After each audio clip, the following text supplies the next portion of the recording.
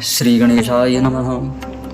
करवा चौथ की कहानी। एक साहूकार था जिसके 7 बेटे और 1 बेटी थी।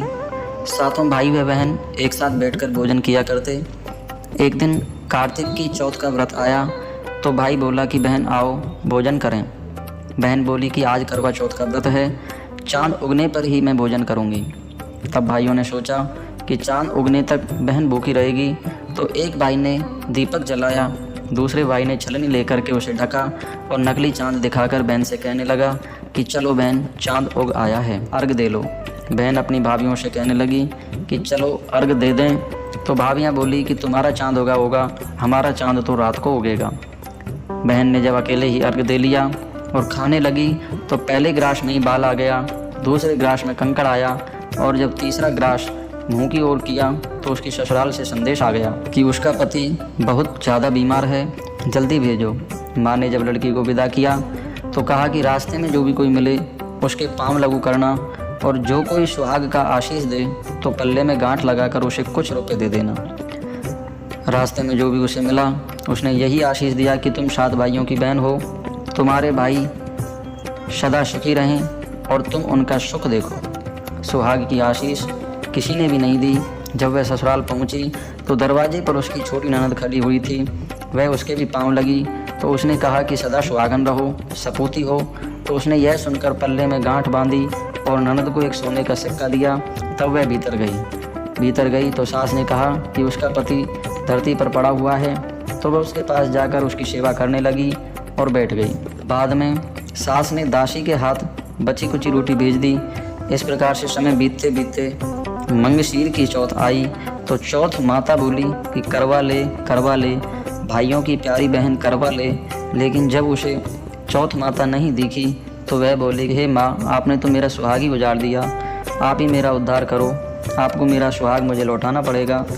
तो उस चौथ माता ने बताया कि पौष की चौथ आएगी, वह मेरे से बड़ी है, उसे ही यह सब बात बताना, वही तुम्हारा सुहाग वापस देगी।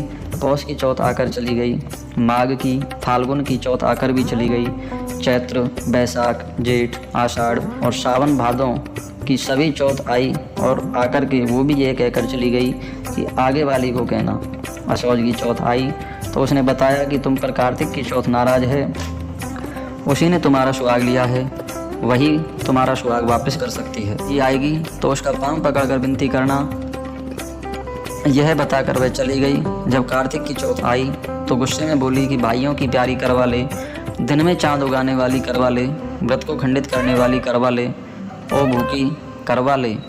तो यह सुनकर वह बाहर निकल कर आई। चौथ माता को देखकर उसके पाँव पकड़कर गिड़गिड़ाने लगी और प्रार्थना करने लगी कि हे चौथ माता, मेरा सुहाग तुम्हारे हाथ में है, आप ही मुझे सुहागन कर सकती हैं। तो माता बोली पापनी, हत्यारिणी, मेरा पाँव पकड़कर क्यों बैठ गई।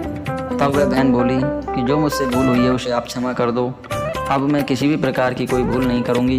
तो चौथ माता ने प्रसन्न होकर अपनी आंखों से काजल, हाथों से मेहंदी और टीके में से रोली निकाल कर गए और लोटे में से जल लेकर उसके आदमी पर छींटा दिया। तो वह उठकर बैठ गया और अपनी पत्नी से बोला कि मैं आज तो बहुत सोया हूँ। उसकी पत्नी बोली कि आप सोए नहीं हो, मुझे तो 12 महीने हो गए, अब जाकर चौथ माता ने मेरा सुहाग वापस लौटाया है। तब उसने कहा कि जल्दी से चौथ माता का उज्जमन करें। जब चौथ की कहानी सुनी, करवा पूजन किया तो प्रसाद खाकर दोनों पति और पत्नी एक साथ चौपड़ खेलने बैठ गए। नीचे से दासी आई, उसने उन दोनों को चौपड़ पासे खेलते हुए देखा तो उसने जाकर उसकी सास को सारा वृत्तांत बताया। तब से सारे गांव में यह प्रसिद्धि होती चली गई कि सब स्त्रियां चौथ का व्रत करें तो उनका सुहाग अटल रहेगा। जिस तरह से साहूकार की बेटी को सुहाग दिया, उसी तरह से चौथ माता सभी को सुहागन रखे। यही करवा चौथ के व्रत की पुरातन की महिमा है। बोलिए चौथ माता की जय।